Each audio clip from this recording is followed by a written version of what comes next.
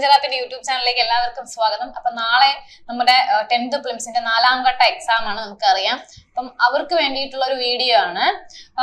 10th prelims 4ാം ഘട്ടം എഴുതുന്നവർ മാത്രമല്ല, 3 ഘട്ടങ്ങളിൽ എഴുതാൻ പറ്റാത്തവർക്കും എഴുതാൻ പറ്റും ഈ ഘട്ടത്തില്. അപ്പൊ അങ്ങനെ ഉള്ളവർക്ക് വേണ്ടിയിട്ടുള്ള ഒരു വീഡിയോ ആണ്. അപ്പം വലുതായിട്ട് ഇപ്പൊ പ്രത്യേകിച്ചൊന്നും നമ്മൾ പഠിക്കാനൊന്നും പോകുന്നില്ല. ഏതൊക്കെ ടോപ്പിക്ക് നമ്മളൊന്ന് റിവൈസ് ചെയ്തിട്ട് പോകണം എന്നുള്ള കാര്യമാണ് നമ്മളൊന്ന് പറയുന്നത്. കാരണം കഴിഞ്ഞ 3 എക്സാംസിനും വെച്ചിട്ടുള്ള ആ ഒരു കണക്റ്റഡ് ഫാക്ട്സ് നോക്കുക.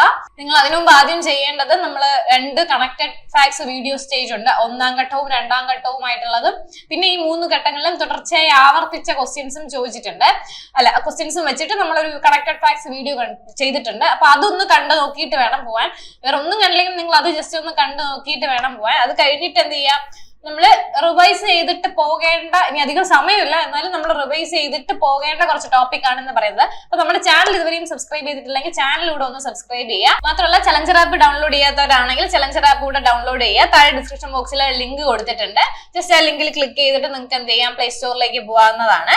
എന്നിട്ട് എന്ത് ചെയ്യുക, ഒരു നമ്പർ കൊടുത്ത് അത് രജിസ്റ്റർ ചെയ്യുക എന്ന വളരെ എളുപ്പമുള്ള ഒരു പരിപാടിയാണ്. അപ്പൊ അത് കയറി കഴിഞ്ഞാൽ നിങ്ങൾക്ക് എന്ത് ചെയ്യാം, ഈ വന്നിട്ടുള്ള എല്ലാ നോട്ടിഫിക്കേഷന്റെയും കോഴ്സുകൾ ആപ്പിൽ റണ്ണിങ് ആണ്. അപ്പൊ നിങ്ങൾ ഏതാണോ പഠിക്കാൻ അതില് ജോയിൻ ചെയ്ത് വേഗം പഠിച്ചു തുടങ്ങാം കേട്ടോ. അപ്പൊ ഞാൻ പറഞ്ഞതുപോലെ നമ്മൾ ആദ്യം ചെയ്യേണ്ടത് കണക്റ്റഡ് ഫാക്ട്സ്. 3 ക്വസ്റ്റ്യൻ പേപ്പർ നിങ്ങൾ നോക്കിയിട്ടുണ്ടാവും. 3 ക്വസ്റ്റ്യൻ പേപ്പറിന്റെ കണക്റ്റഡ് ഫാക്ട്സ് കണ്ടിട്ടുള്ളവരാണെങ്കിൽ കൊക്കി, കണ്ടിട്ടില്ലാത്തവർ എന്ത് ചെയ്യുക, അത് 3 ഒന്നുകൂടെ നോക്കുക. അതിൽ ഏതൊക്കെയാണ് റിപ്പീറ്റഡ് ആയിട്ടുള്ളതും അതിന്റെ ഫാക്ട്സും നോക്കിയിട്ട് തന്നെ പോണം. തീർച്ചയായിട്ടും എന്ത് ചെയ്യാം, ഈ 3ലും ആവർത്തിച്ചത് കൊണ്ട് 4ലും നമുക്ക് ആവർത്തിക്കുമെന്ന് പ്രതീക്ഷിക്കാം കേട്ടോ. അപ്പൊ ആദ്യമായിട്ട് പിന്നെ നോക്കേണ്ടത് കറണ്ട് അഫയേഴ്സ് ആണ് കേട്ടോ. കറണ്ട് അഫയേഴ്സിൽ നമ്മള് നിയമനങ്ങൾ കൃത്യമായി നോക്കിയിട്ട് പോവുക. പിന്നെ അവാർഡുകൾ, സാഹിത്യ പുരസ്കാരങ്ങൾ നോക്കിയിട്ട് പോവുക. അപ്പൊ നമുക്ക് ഇതൊന്നും പഠിച്ചിട്ടില്ല എന്നുള്ളവര് അതായത് ഇപ്പൊ അവാർഡുകൾ ഞാൻ ഒന്നും പഠിച്ചിട്ടില്ല എന്ന് വെച്ചിട്ട് ഒന്നും പഠിക്കാൻ നിൽക്കണ്ട. നിങ്ങൾ പഠിച്ചിട്ടുള്ളത് ജസ്റ്റ് റിവൈസ് ചെയ്യാൻ മാത്രമേ ഇനി നിങ്ങൾക്ക് സമയമുള്ളൂ. അപ്പൊ നിങ്ങളിത് അവാർഡുകൾ, സാഹിത്യ പുരസ്കാരങ്ങൾ നിങ്ങൾ പഠിച്ചിട്ടുണ്ട്, ജസ്റ്റ് ഒന്നുകൂടെ നോക്കിയിട്ട് പോവുക. അല്ല എല്ലാം കഴിഞ്ഞിട്ട് വീണ്ടും PDF ഒക്കെ എടുത്ത് പഠിക്കാനൊന്നും നിൽക്കരുത്. അതിനുള്ള സമയമില്ല, നിങ്ങൾ ഓർമ്മയിൽ ഇരിക്കത്തുമില്ല. നിയമനങ്ങളും പദവികളും. അപ്പൊ ഇതൊക്കെ നിങ്ങൾക്ക് എവിടെ നിന്ന് പഠിക്കുമെന്ന് ചോദിച്ചാല് ഇതിന്റെ എല്ലാത്തിന്റെയും വീഡിയോസ് എന്ന് പറയുമ്പോൾ ഒരു 10 to 15 minutes ഒക്കെ ഉള്ള വീഡിയോസ് നമ്മുടെ യൂട്യൂബ് ചാനലിൽ അവൈലബിൾ ആണ്. ജസ്റ്റ് ഒന്ന് നോക്കിക്കഴിഞ്ഞാൽ നിങ്ങൾക്ക് എല്ലാം കിട്ടും. അപ്പൊ നിങ്ങൾക്ക് എന്ത് ചെയ്യാം, അവസാന നിമിഷം പോകുന്നതിന് മുമ്പ് ജസ്റ്റ് എല്ലാ വീഡിയോസും ഒന്ന് കണ്ടിട്ട് പോയാൽ എന്ത് ചെയ്യാൻ പറ്റും, നിങ്ങൾക്ക് എഴുതാൻ പറ്റും. അപ്പൊ നിയമനങ്ങൾ നോക്കുക, അവാർഡുകൾ പ്രത്യേകിച്ച് സാഹിത്യ പുരസ്കാരങ്ങളും കായിക പുരസ്കാരങ്ങളും നോക്കുക. പിന്നെ പദവികൾ, ഏതൊക്കെ പദവികളിൽ ആരൊക്കെ ഇരിക്കുന്നു, ഒരുപാട് പേര് മാറിയിട്ടുണ്ട്. ലേറ്റസ്റ്റ് ആയിട്ട് മാറിയത് ചോദിക്കാൻ ചാൻസ് ഇല്ല, എന്നാലും ഇപ്പൊ കഴിഞ്ഞതിന് നമ്മുടെ പുരസ്കാരങ്ങൾ ലേറ്റസ്റ്റ് ആയിട്ട് മാറിയത് ചോദിച്ചിട്ടുണ്ട്. സോ അതുകൊണ്ട് ജസ്റ്റ് ഒന്ന് അപ്ഡേറ്റ് ചെയ്തിട്ട് പോയ ഉച്ചകോടികളുടെ വേദികള്, അത് ഇനി എവിടെ വെച്ചാണ്, ഇനി കഴിഞ്ഞത് എവിടെ വെച്ചാണ്, അതും കൂടി ജസ്റ്റ് നോക്കുക. നോബൽ പ്രൈസ് കൃത്യമായി 3 ഇതിലും ചോദിക്കുന്നുണ്ട്, അതുകൊണ്ട് എന്ത് ചെയ്യുക, ഇതിലും ചോദിക്കാൻ ചാൻസ് ഉണ്ട്, നോക്കിയിട്ട് പോവുക. പിന്നെ ISRO നോക്കുക, ബഡ്ജറ്റ് നോക്കുക. ബഡ്ജറ്റ് ഫെബ്രുവരി 1ാം തീയതിയാണ് നമുക്ക് എന്ത് അനൗൺസ് ചെയ്തിട്ടുള്ളത്, കേന്ദ്ര ബഡ്ജറ്റ്.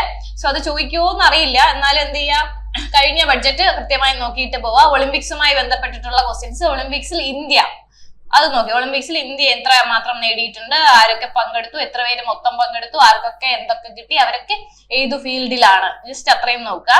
പിന്നെ ദിനങ്ങളും അതിന്റെ പ്രമേയങ്ങളും, എല്ലാ ഡേയ്സും അതിന്റെ ഈ വർഷത്തെ 2024 പ്രമേയങ്ങൾ മാത്രം നോക്കിയാൽ മതി.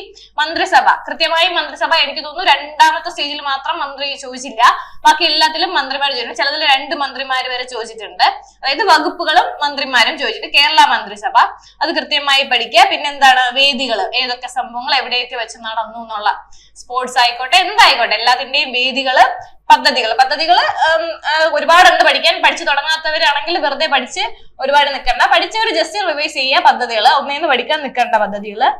പിന്നെ നോക്കേണ്ടത് ഇത്രയുമാണ് നമ്മുടെ കറണ്ട് അഫയേഴ്സുമായിട്ട് ബന്ധപ്പെട്ട് വരുന്നത്. പിന്നെ ഉത്തരപർവ്വത മേഖലയിൽ നിന്ന് ഒരുപാട് ക്വസ്റ്റ്യൻസ് ഈ 3 ഘട്ടങ്ങളിലായി ചോദിച്ചിട്ടുണ്ട്. അപ്പൊ ക്വസ്റ്റ്യൻ പേപ്പർ ഒന്ന് അനലൈസ് ചെയ്തിട്ട് വേണം പോവാൻ, ചെയ്യാത്തവര് കേട്ടോ. ഉത്തരപർവ്വത മേഖലയുമായി ബന്ധപ്പെട്ടിട്ടുള്ളത് ചോദിക്കുക. പിന്നെന്താണ്, സമതലവും കൂടെ നോക്കുക. പിന്നെ ഹിമാദ്രി, അതിന്റെ കുറച്ച് ഒഴുകുന്ന നദികളൊക്കെ നോക്കുക. പിന്നെ വന്യജീവി സങ്കേതങ്ങള് കേരളത്തിലെയും നോക്കണം, ഇന്ത്യയിലെയും നോക്കണം കേട്ടോ. പിന്നെ ജലവൈദ്യുത പദ്ധതികൾ, ഇതെല്ലാം സെപ്പറേറ്റ് വീഡിയോസ് ആയിട്ടുണ്ട്. ഒരു 10 to 15 minutes മാത്രമേ ഉള്ളൂ, ജസ്റ്റ് പെട്ടെന്ന് നിങ്ങൾക്ക് കണ്ട് പോവാന്നുള്ളതേ ഉള്ളൂ കേട്ടോ. പിന്നെ കാർഷിക വിളകൾ ചോദിക്കുന്നുണ്ട്, ഒരുപാടൊന്നും ഇല്ല, കുറച്ച് റാബി, ഖാരിഫ്, അത് ഏത് മാസം, അങ്ങനെയുള്ള കാര്യങ്ങൾ കുറച്ച് നോക്കി വെക്കുക. പിന്നെ നവോത്ഥാനം കൃത്യമായി, കേരള നവോത്ഥാനം പിന്നെ ഇന്ത്യൻ നവോത്ഥാനം രാജാറാം മോഹൻ റോയിയെ കുറിച്ചും അദ്ദേഹത്തിന്റെ പത്രങ്ങളെ പറ്റിയും ചോദിക്കുന്നുണ്ട്. കൂടുതലായിട്ട് കേരള നവോത്ഥാനം ചോദിക്കുന്നുണ്ട്. ഒരുപാട് ക്വസ്റ്റ്യൻസ് നവോത്ഥാനത്തിൽ സ്റ്റേറ്റ്മെന്റ് വൈസും ചോദിക്കുന്നുണ്ട്, ബാക്കിയുള്ള അല്ലാതെ ഒൺവേർഡ് ആയിട്ടുള്ളതും ചോദിക്കുന്നുണ്ട്, ഒബ്ജക്റ്റീവ് ടൈപ്പും ചോദിക്കുന്നുണ്ട്. നിങ്ങൾ നവോത്ഥാനം നോക്കാതെ പോകരുത്. കേരള നവോത്ഥാനം എങ്കിലും അറ്റ്ലീസ്റ്റ് നോക്കി വെക്കുക, അതിന്റെ പ്രസ്ഥാനങ്ങളും കാര്യങ്ങളും നോക്കുക. പിന്നെ ഗാന്ധിജിയും സ്വാതന്ത്ര്യ സമരവും, പിന്നെ കലാപങ്ങളുണ്ടല്ലോ, കലാപങ്ങള്, സമര പ്രക്ഷോഭങ്ങൾ. പിന്നെ സ്ഥിരമായിട്ട് ചോദിച്ചതാണ് റിവേഴ്സ്. കേരള റിവേഴ്സും ചോദിച്ചിട്ടുണ്ട്. കേരള റിവേഴ്സ് ആണ് കൂടുതൽ. കേരളത്തിൽ ചോദിച്ചത് എന്താണ്? ഈ പടിഞ്ഞാറോട്ട് ഒഴുകുന്നത്, കിഴക്കോട്ട് ഒഴുകുന്നത് നദികളുടെ എണ്ണം, അത് അങ്ങോട്ടും ഇങ്ങോട്ടും മാറി മാറി ചോദിച്ചിട്ടുണ്ട്. അല്ലാതെ ഇന്ത്യയിലതും ചോദിച്ചിട്ടുണ്ട് കേട്ടോ.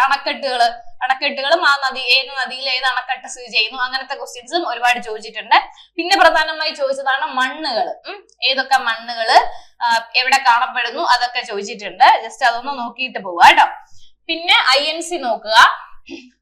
INC നോക്കിയിട്ടില്ലാത്തവര് നോക്കി തുടങ്ങേണ്ട ഒത്തിരി ഉണ്ട്. ജസ്റ്റ് അറിയുന്നവര് പിന്നെ ആ പത്രങ്ങളൊക്കെ ഒന്ന് നോക്കിയിട്ട് പോവുക. പിന്നെ നോക്കണം നാഷണൽ ആന്തം ആൻഡ് നാഷണൽ ആന്തവും നാഷണൽ ഗാനവും ഗീതവും കൃത്യമായി നോക്കിയിട്ട് അതിൽ നിന്ന് ഒത്തിരി ക്വസ്റ്റ്യൻസ് 3 ഘട്ടങ്ങളിലുമായിട്ട് ചോദിച്ചിട്ടുണ്ട്. അതായത് എഴുതിയതാര്, എവിടെ നിന്ന് എടുത്തു, അങ്ങനെയുള്ള കാര്യങ്ങള്. പിന്നെ ഇനി ചിലപ്പോൾ അതിന്റെ മിനിറ്റ്, സമയം, എങ്ങനെ ഏത് ഭാഷയിൽ നിന്ന് എടുത്തത് ചോദിച്ചിട്ടുണ്ട് കേട്ടോ. അപ്പൊ അത് രണ്ടും കൃത്യമായി നോക്കിയിട്ട് പോവുക. മൗലിക അവകാശങ്ങളെ പറ്റി ചോദിക്കുന്നുണ്ട്. ചേരുംപടി ചേർക്കാൻ ഇത്ര തൊട്ട് ഇത്ര വരെയൊക്കെ ചോദിക്കുന്നുണ്ട്. അതുപോലെ ആർട്ടിക്കിളും ചേരുംപടി ചേർക്കാനും ചോദിക്കുന്നുണ്ട്, അല്ലാതെയും ചോദിച്ചിട്ടുണ്ട്. സോ ഇത് രണ്ടും കൃത്യമായി നോക്കിയിട്ട് പോവുക. ഇത് 3 ഇമ്പോർട്ടന്റ് ആണ്. നേരത്തെ പറഞ്ഞതുപോലെ കലാപങ്ങൾ, പഞ്ചവത്സര പദ്ധതികൾ, പിന്നെ നിതി ആയോഗ്. ഇതിന്റെയൊക്കെ എന്താണ്, നിതി ആയോഗിന്റെയൊക്കെ ഹെഡുകളുടെയൊക്കെ പേരൊന്ന് നോക്കിയിട്ട് പോവുക. മറ്റേ അതിലേക്ക് ഫിസിക്സ് സയൻസ് സംബന്ധമായിട്ട് നോക്കുകയാണെങ്കിൽ ഹൈഡ്രജനും ഓക്സിജനും, പിന്നെ താപവും ഊഷ്മാവും, അയിരുകളും ധാതുക്കളും, ഇതാണ് ചോദിച്ചു വരുന്നത് കേട്ടോ. പിന്നെ ബയോളജിയിലാണെങ്കിൽ എന്താ രോഗങ്ങളുമായിട്ട് ബന്ധപ്പെട്ടിട്ടുള്ളത് ചോദിക്കുന്നുണ്ട്. പിന്നെ കുറച്ച് അകത്തേക്ക് എന്ന് പറയുമ്പോഴത്തേനും ശരീരവുമായിട്ട് ബന്ധപ്പെട്ടിട്ടുള്ളത് അങ്ങനത്തെ ക്വസ്റ്റ്യൻസ് ചോദിക്കുന്നുണ്ട്. ഗ്രന്ഥികളും അങ്ങനത്തെ കാര്യങ്ങളും ചോദിക്കുന്നുണ്ട്.